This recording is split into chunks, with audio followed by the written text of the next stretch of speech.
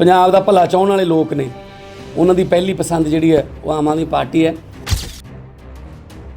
गंदला जां राजनीति नूं गुंडागर्दी जां पैसे वालियां दा खेड कहंदे सी, अज उन्हां 'च हिम्मत पै रही है आम आदमी पार्टी करके कि हाँ असीं भी हिस्सा बन सकते हैं। कि 17 के चुनाव में आम आदमी पार्टी को रोकने के लिए सारी पार्टियां एक हो गईं। कांग्रेस को, कैप्टन अमरिंदर को चुनाव जिताने में नरेंद्र मोदी जी का और बीजेपी का 17 के चुनाव में सबसे बड़ा योगदान था। मोदी और कैप्टन की मैच फिक्सिंग हुई और उसी के चलते आज पंजाब की हालत है। कैप्टन अमरिंदर को वोट देना मतलब नरेंद्र मोदी को वोट देना, बादलों को, अकाली दल को वोट देना मतलब नरेंद्र मोदी को वोट देना, और बसपा को वोट देना मतलब नरेंद्र मोदी को वोट देना। चारों पार्टियों को, बसपा हो, भाजपा हो, कांग्रेस हो, अकाली दल हो, इन चारों पार्टियों को नरेंद्र मोदी जी रिमोट कंट्रोल से चलाते हैं। जिन्ना भी माफिया जिन्होंने कहते सी असीं लक तोड़ देंगे, आ कर देंगे, वो कर देंगे, सारा कुछ सेम चल रहा है, सिर्फ पग्गां दे रंग बदले है। आप सभी का आज की इस प्रेस कॉन्फ्रेंस में बहुत बहुत स्वागत, बहुत बहुत वेलकम। आम आदमी पार्टी की इस इम्पॉर्टेंट प्रेस कॉन्फ्रेंस में हम आप सबका वेलकम करते हैं। आज एक बहुत बड़ी शख्सियत आम आदमी पार्टी को ज्वाइन कर रही है और उसी के साथ साथ एक और इम्पॉर्टेंट इशू आज हम लोग इस प्रेस कॉन्फ्रेंस के माध्यम से उठाएंगे। तो इस प्रेस कॉन्फ्रेंस को हम दो भाग में, दो पार्ट्स में डिवाइड करते हैं। पहला एक इम्पॉर्टेंट ज्वाइनिंग है और दूसरा एक इम्पॉर्टेंट कुछ बातचीत करनी है। सबसे पहले मैं हमारी पार्टी के पंजाब सूबे के प्रधान, हमारे सांसद सरदार भगवंत मान साहब से कहूँगा कि लुधियाना ईस्ट से एक बहुत बड़ी शख्सियत जिन्होंने 2012 में विधानसभा का इलेक्शन लड़के एज एन इंडिपेंडेंट आज़ाद प्रत्याशी के तौर पे 22,500 वोट लिए। बहुत बड़ी बात होती है एक आज़ाद कैंडिडेट के लिए 22,500 वोट लेना। और फिर 2017 के चुनाव में 41,500 वोट लिए। उसके बाद कांग्रेस पार्टी का हिस्सा बनके पूरे स्टेट के जनरल सेक्रेटरी रहे सरदार दलजीत सिंह भोला गरेवाल जी। आज आम आदमी पार्टी का दामन थाम रहे हैं, आम आदमी पार्टी की मेंबरशिप ले रहे हैं। मैं मान साहब को कहूँगा कि उनके बारे में दो चार बातें आपसे साझा करें, आपसे बात करें और उसके बाद उनकी ज्वाइनिंग कराएं। मेहरबानी जी। सारे मीडिया का बहुत बहुत धन्यवाद। भोला गरेवाल ਜਿਹੜੇ ਨੇ ਉਹ ਰਾਜਨੀਤੀ 'ਚ ਕੋਈ ਨਵੇਂ ਨਹੀਂ ਹੈਗੇ।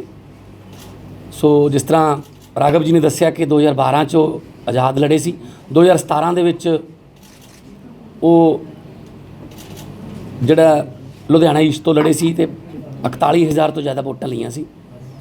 ਆਮ ਆਦਮੀ ਪਾਰਟੀ ਦਾ ਪਹਿਲਾਂ ਵੀ ਹਿੱਸਾ ਰਹੇ ਨੇ। ਕੁਛ ਵਿਚਾਰਕ ਮਤਭੇਦ ਜਿਵੇਂ ਪਰਿਵਾਰ 'ਚ ਹੋ ਜਾਂਦੇ ਨੇ ਤੇ ਉਸ ਤੋਂ ਬਾਅਦ ਉਹ ਆਮ ਆਦਮੀ ਪਾਰਟੀ ਦਾ ਹਿੱਸਾ ਨਹੀਂ ਰਹੇ। ਪਰ ਕਾਂਗਰਸ ਦਾ ਅੰਦਰੂਨੀ ਕਲੇਸ਼ ਤੇ ਕਾਂਗਰਸ ਦਾ ਹਾਲ ਦੇਖ ਕੇ ਤਾਂ ਉਹਨਾਂ ਨੇ ਕਿਹਾ ਕਿ ਮੈਂ ਆਮ ਆਦਮੀ ਪਾਰਟੀ ਵੱਲੋਂ ਹੀ ਵਾਪਸ ਜਿਹੜਾ ਆਪਣੇ ਇਲਾਕੇ ਦੀ ਸੇਵਾ ਕਰਨਾ ਚਾਹੁੰਦਾ। ਕੋਈ ਸ਼ਰਤ ਨਹੀਂ ਲੈ ਕੇ ਆਏ, ਕੋਈ ਕੰਡੀਸ਼ਨ ਨਹੀਂ ਲੈ ਕੇ ਆਏ ਤੇ ਉਹ ਕਹਿੰਦੇ ਜਿਵੇਂ ਸਵੇਰ ਦਾ ਭੁੱਲਿਆ ਸ਼ਾਮ ਨੂੰ ਘਰ ਆ ਜੇ ਤਾਂ ਉਹਨੂੰ ਭੁੱਲਿਆ ਨਹੀਂ ਕਹਿੰਦੇ। ਤਾਂ ਭੋਲਾ ਜੀ ਦਾ ਅਸੀਂ ਸਵਾਗਤ ਕਰਦੇ ਹਾਂ ਸਾਡੇ ਇਸ ਪਰਿਵਾਰ ਦੇ ਵਿੱਚ। ਤੇ ਮਿਊਨਿਸਪਲ ਕਾਰਪੋਰੇਸ਼ਨ ਦੀਆਂ ਚੋਣਾਂ ਦੇ ਵਿੱਚ ਬਹੁਤ ਵੱਡਾ ਯੋਗਦਾਨ ਰਿਹਾ। ਜਦੋਂ ਅਸੀਂ ਲੜੇ ਸੀਗੇ ਉਸ ਵੇਲੇ ਸਾਡਾ ਲੋਕ ਇਨਸਾਫ ਪਾਰਟੀ ਨਾਲ ਅਲਾਇੰਸ ਸੀਗਾ ਤੇ ਮੈਂ ਭੋਲਾ ਜੀ ਦਾ ਤੇ ਉਹਨਾਂ ਦੇ ਸਾਥੀਆਂ ਦਾ, ਬਹੁਤ ਸਾਰੇ ਬਾਹਰ ਖੜੇ ਨੇ, ਇਹਨਾਂ ਦੇ ਜਿਹੜੇ ਸਪੋਰਟਰ ਨੇ ਆਏ ਨੇ, ਪਰ ਇੱਥੇ ਜਗ੍ਹਾ ਦੀ ਥੋੜ੍ਹੀ ਜਿਹੀ ਕਮੀ ਹੋਣ ਕਰਕੇ ਅਸੀਂ ਸਿਰਫ ਚੁਣਿੰਦਾ ਲੋਕ ਹੀ ਬੁਲਾਏ ਨੇ। ਸੋ ਮੈਂ ਉਹਨਾਂ ਦਾ ਆਮ ਆਦਮੀ ਪਾਰਟੀ 'ਚ ਸਵਾਗਤ ਕਰਦਾ, ਵੈਲਕਮ ਜੀ ਤੁਹਾਡੇ ਸਾਰੇ ਸਾਥੀਆਂ ਦਾ ਵੀ।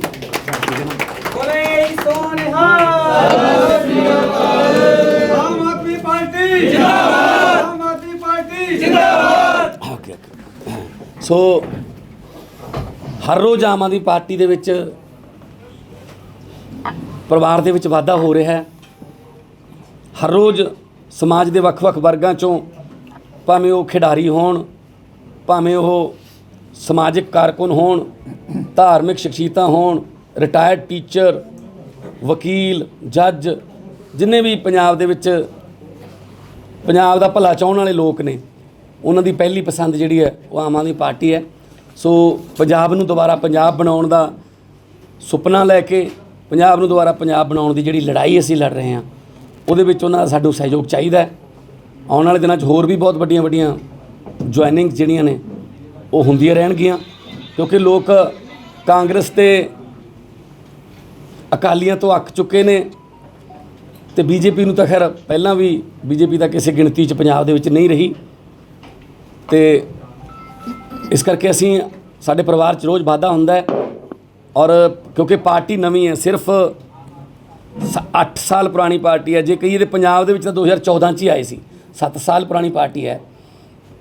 ਤਾਂ ਹਜੇ ਬਹੁਤ ਸਾਰੇ ਲੋਕਾਂ ਨੇ, ਜਿਹੜੇ ਚੰਗੇ ਲੋਕ ਨੇ, ਜਿਹੜੇ ਪਹਿਲਾਂ ਰਾਜਨੀਤੀ ਨੂੰ ਗੰਧਲਾ ਜਾਂ ਰਾਜਨੀਤੀ ਨੂੰ ਗੁੰਡਾਗਰਦੀ ਜਾਂ ਪੈਸੇ ਵਾਲਿਆਂ ਦਾ ਖੇਡ ਕਹਿੰਦੇ ਸੀ, ਅੱਜ ਉਹਨਾਂ 'ਚ ਹਿੰਮਤ ਪੈ ਰਹੀ ਹੈ ਆਮ ਆਦਮੀ ਪਾਰਟੀ ਕਰਕੇ ਕਿ ਹਾਂ ਅਸੀਂ ਵੀ ਹਿੱਸਾ ਬਣ ਸਕਦੇ ਹਾਂ, ਅਸੀਂ ਵੀ ਯੋਗਦਾਨ ਪਾ ਸਕਦੇ ਹਾਂ। ਜ਼ਰੂਰੀ ਨਹੀਂ ਕਿ ਕਿਸੇ ਮੰਤਰੀ ਦੇ ਮੁੰਡੇ ਪੁੱਤ ਭਤੀਜੇ ਹੋਣਾ ਹੈ ਜੇ ਰਾਜਨੀਤੀ 'ਚ ਤਾਂ ਹੀ ਆਓਗੇ, ਜਾਂ ਕਿਸੇ ਧਨਾੜ ਦਾ ਜਾਂ ਕਿਸੇ ਪੈਸੇ ਵਾਲੇ ਦਾ ਕੋਈ ਜਿਹੜਾ ਬੈਕਗਰਾਊਂਡ ਹੋਣੀ ਚਾਹੀਦੀ ਹੈ। ਸੋ ਆਮ ਆਦਮੀ ਪਾਰਟੀ ਨੇ ਸਾਬਤ ਕੀਤਾ ਕਿ 5-5 ਰੁਪਈਏ, 10-10 ਰੁਪਈਏ, 50-50 ਰੁਪਈਏ, 100-100 ਰੁਪਈਏ ਲੋਕਾਂ ਦੇ ਚੰਦੇ 'ਤੇ ਚੱਲਣ ਵਾਲੀ ਪਾਰਟੀ ਜਿਹੜੀ ਹੈ ਉਹ ਅੱਜ ਦਿੱਲੀ ਦੇ ਵਿੱਚ ਤੀਜੀ ਵਾਰ ਗੌਰਮੈਂਟ ਬਣਾ ਕੇ ਲੋਕਾਂ ਦੀ ਸੇਵਾ ਕਰ ਰਹੀ ਹੈ। ਔਰ ਉਹਨਾਂ ਦੀ ਦਿੱਲੀ ਦੇ ਕੰਮ ਜਿਹੜੇ ਨੇ ਉਹ ਪੂਰੀ ਦੁਨੀਆ ਦੇ ਵਿੱਚ ਚਰਚਾ ਦੇ ਵਿੱਚ ਜੀ। अब आज की प्रेस कॉन्फ्रेंस का दूसरा सबसे इम्पोर्टेंट इशू, हम 2017 से एक बात कह रहे हैं कि 17 के चुनाव में आम आदमी पार्टी को रोकने के लिए सारी पार्टियां एक हो गईं, अकाली दल, भाजपा, कांग्रेस।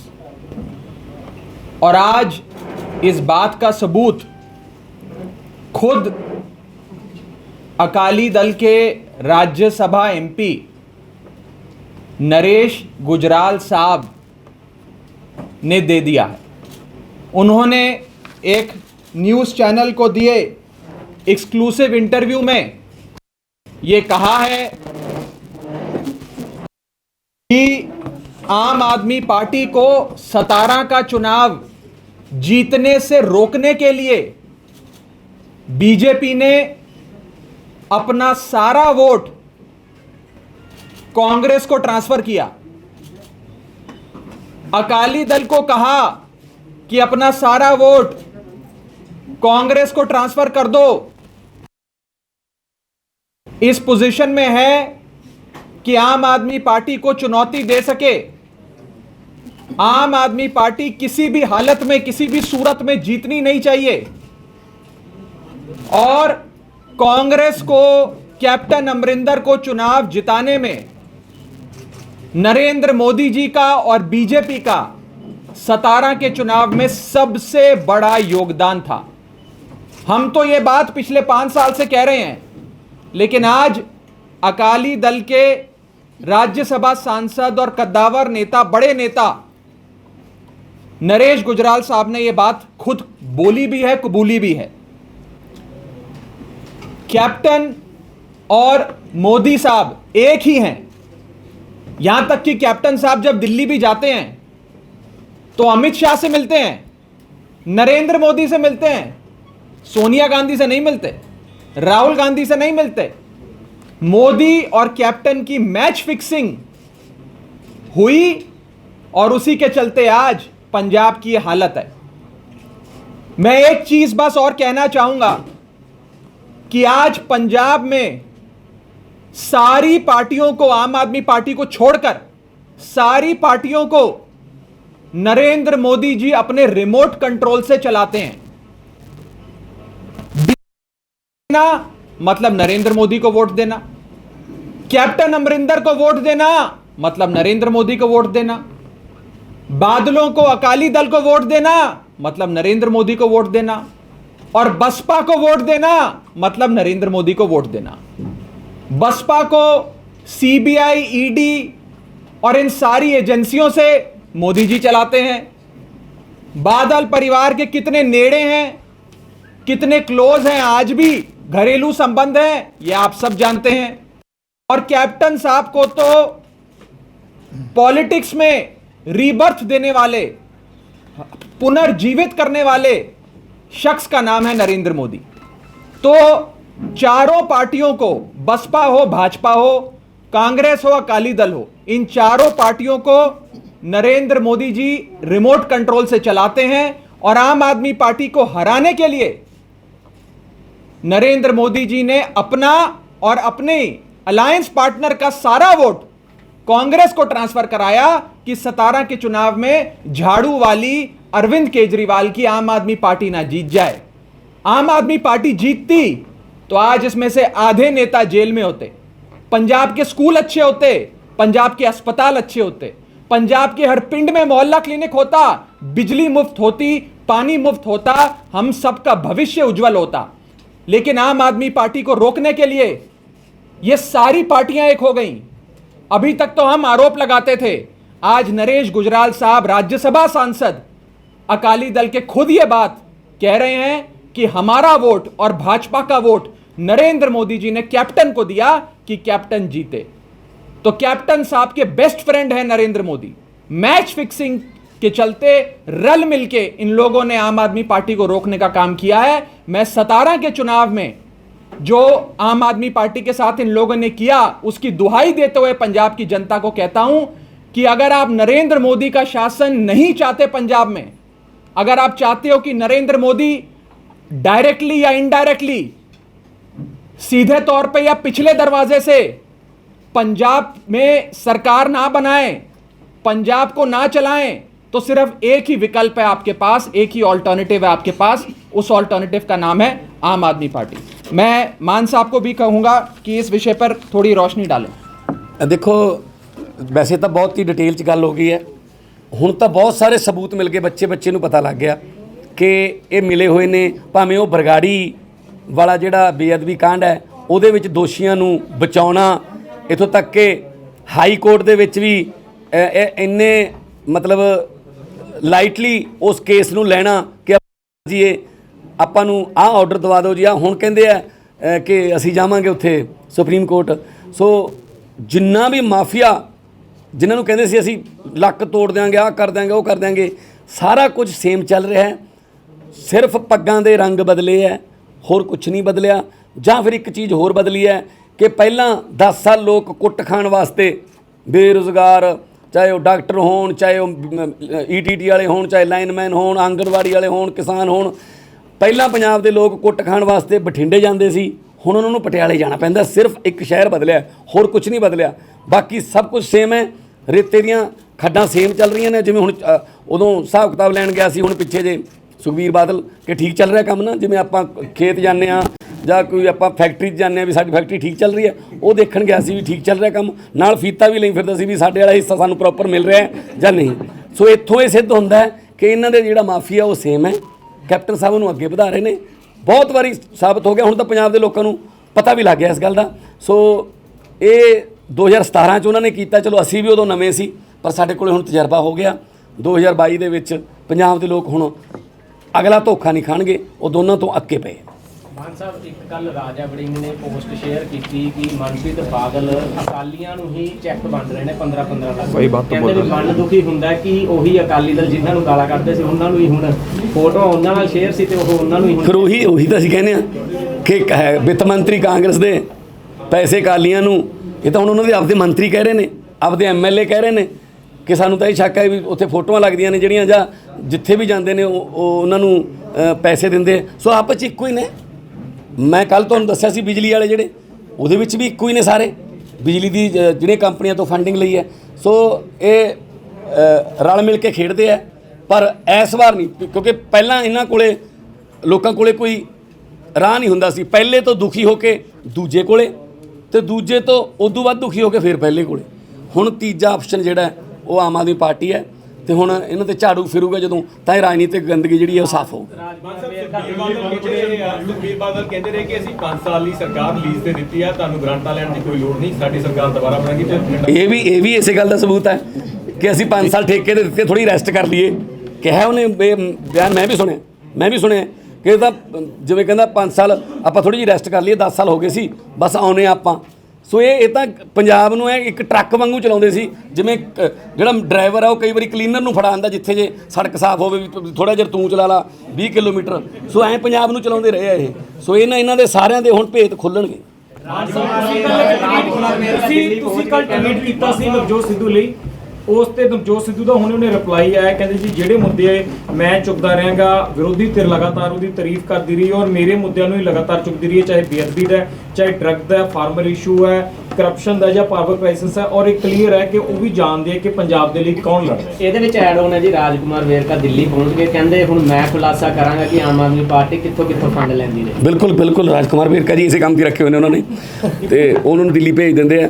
ਉਹ ਇੱਧਰ ਜਦੋਂ ਉਹਨਾਂ ਨੂੰ ਪਤਾ ਲੱਗਦਾ ਕਿ ਇੱਧਰ ਯਾਰ ਗੱਲ ਚੱਲ ਰਹੀ ਹੈ ਨਾ ਇੱਧਰ ਕੈਬਨਿਟ ਦੇ ਵਿੱਚ ਰੱਦੋ ਬਦਲਦੀ, ਫਿਰ ਉਹਨੂੰ ਇੱਧਰ ਭਜਦਾ ਵੀ ਸ਼ਾਇਦ ਮੈਨੂੰ ਕਿਤੇ ਊਂ ਦਿੱਲੀ ਭੇਜਤਾ ਹੋਵੇ, ਮੈਨੂੰ ਮੇਰਾ ਨਾਂ ਨਾ ਕਿਤੇ ਕੱਟ ਜੇ। ਉਹ ਆਉਂਦੇ ਜਾਂਦੇ ਰਹਿੰਦੇ ਆ ਰਾਜਕੁਮਾਰ ਵੇਰਕਾ ਦਾ ਕੋਈ ਪ੍ਰੋਬਲਮ ਨਹੀਂ।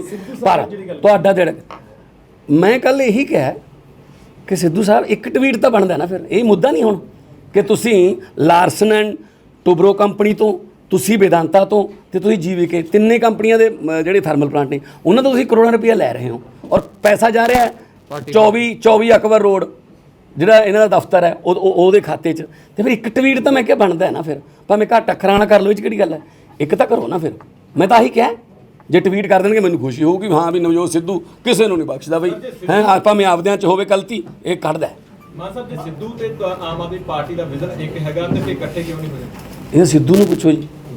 ਤੁਸੀਂ ਤਿਆਰ ਹੋ? ਤੁਸੀਂ ਤਿਆਰ? ਨਹੀਂ ਅਸੀਂ ਤਾਂ ਪਹਿਲਾਂ ਵੀ ਕਹਿ ਚੁੱਕੇ ਸੀ, ਪਰ ਉਹ ਤਾਂ ਹੁਣ ਆਪਦੀ ਪਾਰਟੀ ਦੇ ਪ੍ਰਧਾਨ, ਮੇਰੇ ਖਿਆਲ 'ਚ 4-5 ਵਾਰੀ ਤਾਂ ਤੁਸੀਂ ਉਹਨਾਂ ਨੂੰ ਡਿਪਟੀ ਸੀਐਮ ਬਣਾ ਚੁੱਕੇ ਹੋ, 3-4 ਵਾਰੀ ਤੁਸੀਂ ਪ੍ਰਧਾਨ ਬਣਾ ਚੁੱਕੇ ਹੋ। ਸੂਤਰ ਹੈ ਨਾ, ਉਹ ਕਰ ਕਰਕੇ ਤੁਸੀਂ ਮੈਨੂੰ ਲੱਗਦਾ 50 ਕੇ ਤੁਸੀਂ ਉਹਨਾਂ ਨੂੰ ਉਹ ਕਰ ਰਹੇ ਹੋ।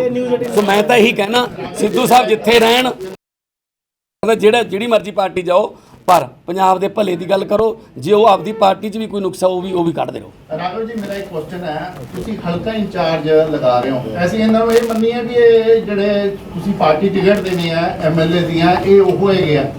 ਇਸੇ ਦੇ ਨਾਲ ਦੂਸਰਾ ਕੁਐਸਚਨ ਸਰ ਇਹ ਹੈ, ਜਿਹੜੇ ਹਲਕਾ ਇੰਚਾਰਜ ਲਗਾਏ ਆ ਉਹਦੇ ਵਿੱਚ ਜਿਹੜੇ ਆਲਰੇਡੀ ਕੋਈ ਇਲਾਕਿਆਂ 'ਚ ਆਪਣੇ ਕੰਮ ਕਰ ਰਹੇ ਸੀਗੇ, ਉਹਨਾਂ ਨੇ ਲਗਾ। देखिए, हल्का इंचार्ज एक बहुत बड़ी जिम्मेदारी रिस्पॉन्सिबिलिटी होती है। हमारी पार्टी बड़े सोच समझ के किसी एक आगू को, एक नेता को हल्का इंचार्ज की जिम्मेदारी देती है। टिकट किसको मिलेगी इसका फैसला चुनावों के आसपास होगा। हल्का इंचार्ज का मतलब टिकट नहीं है, जिम्मेदारी है। संगठन की सेवा करना, सूबे के लोगों की सेवा करने के लिए एक मौका दिया गया है। इसको टिकट से कतई भी कंफ्यूज ना करें। और हमारा परिवार एक है, हमारे परिवार में सब एक हैं।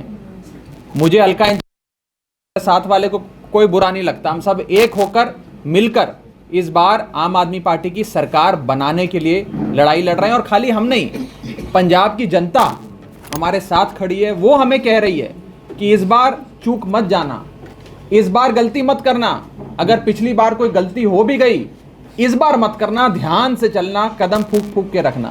तो हम फूंक फूंक के कदम रख के चल रहे हैं, बहुत ध्यान से चल रहे हैं। और इस बार चाहे अकाली दल, भाजपा, कांग्रेस, बसपा, सारी पार्टियां एक होकर भी हमारे खिलाफ चुनाव लड़ेंगी ना, तो पंजाब की जनता इस बार आम आदमी पार्टी को, अरविंद केजरीवाल की पार्टी को मौका देगी। ਖਾਲਸਾ ਜੀ ਇਸ ਦੇ ਨਾਲ ਹੀ ਮੇਰਾ ਕੁਐਸਚਨ ਹੈ, ਜਿਹੜੇ ਤੁਸੀਂ ਹਲਕਾ ਇੰਚਾਰਜ ਲਗਾਇਆ, ਜਿਸ ਟਾਈਮ ਤੁਸੀਂ ਟਿਕਟਾਂ ਦੋਗੇ ਤਾਂ ਇਹਨਾਂ ਦੇ ਨਾਮ ਤੇ ਵੀ ਵਿਚਾਰ ਕਰੋਗੇ ਜਾਂ ਇਹਨਾਂ ਦੇ ਨਾਮਾਂ ਤੇ ਕੋਈ ਵਿਚਾਰ अब मेरी सारी स्ट्रैटेजी मुझसे आज पूछ लोगे, अब तो थोड़ा बहुत तो मैं इलेक्शन के पास बताऊंगा, आज नहीं बताऊंगा।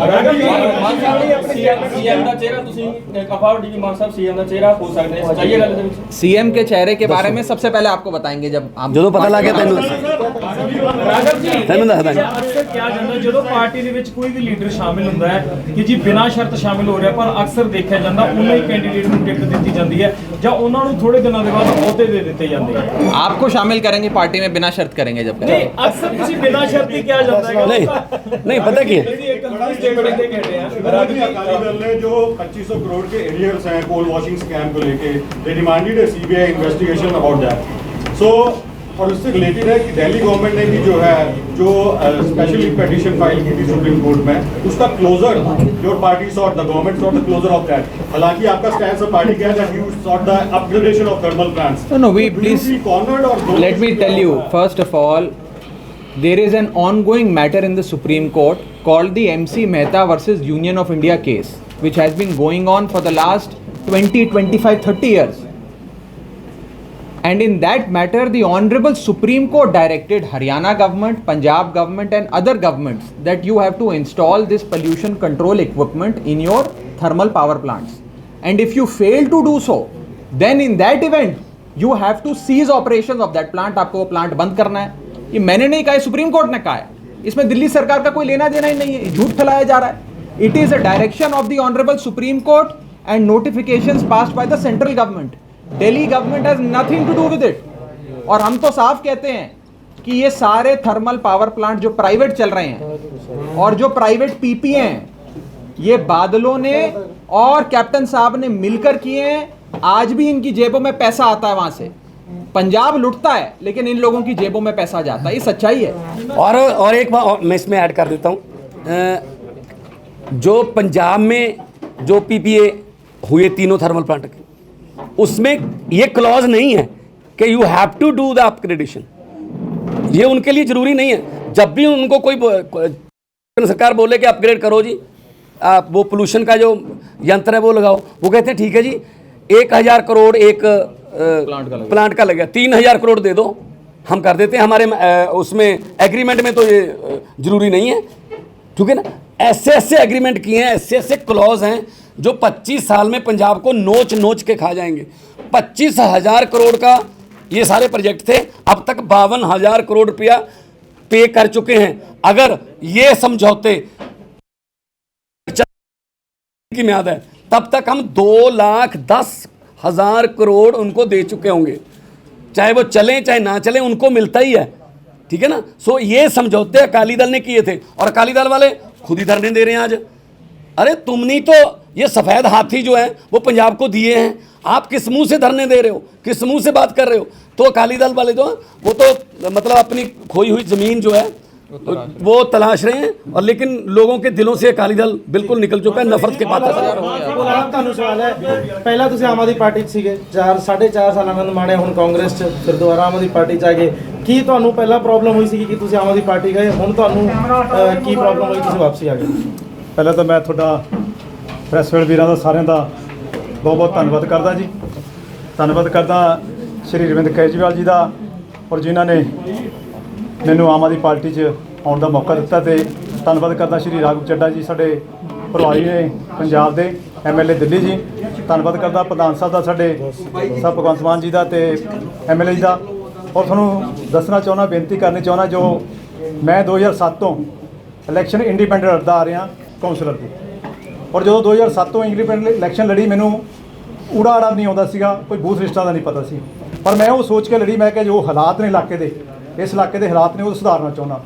ਮੈਂ ਮੁਕੇ ਉੱਚੀ ਉੱਚੀ ਕਹਿ ਰਿਹਾ ਸੀਗਾ ਵੀ ਮੈਂ ਇਸ ਨੂੰ ਮਾਲ ਡਾਊਨ ਬਣਾਉਣਾ ਚਾਹੁੰਦਾ, ਪਰ ਜੋ ਹਾਲਾਤ ਦੇਖੇ 2007 ਤੋਂ ਲੈ ਕੇ 10 ਸਾਲ, ਤੇ ਉਹ ਹਾਲਾਤ ਮਤਲਬ ਕਿ ਪ੍ਰਸ਼ਾਸਨ ਜੋ ਮੀਡੀਆ ਮੁਕੇ ਕਹਿ ਸਕਦੇ ਹਾਂ ਕਿ ਜੋ ਪਾਰਟੀਆਂ ਸੀਗੀਆਂ ਉਹ ਇੱਕ ਦੂਜੇ ਨੂੰ, ਜਿਵੇਂ ਚੱਡਾ ਸਾਹਿਬ ਦੱਸ ਕੇ ਨੇ, ਭਗਵੰਤ ਮਾਨ ਜੀ ਦੱਸ ਰਹੇ ਨੇ, ਇੱਕ ਦੂਜੇ ਨਾਲ ਮਿਲ ਕੇ ਔਰ ਪੰਜਾਬ ਨੂੰ ਲੁੱਟ ਰਹੇ ਸੀਗੇ।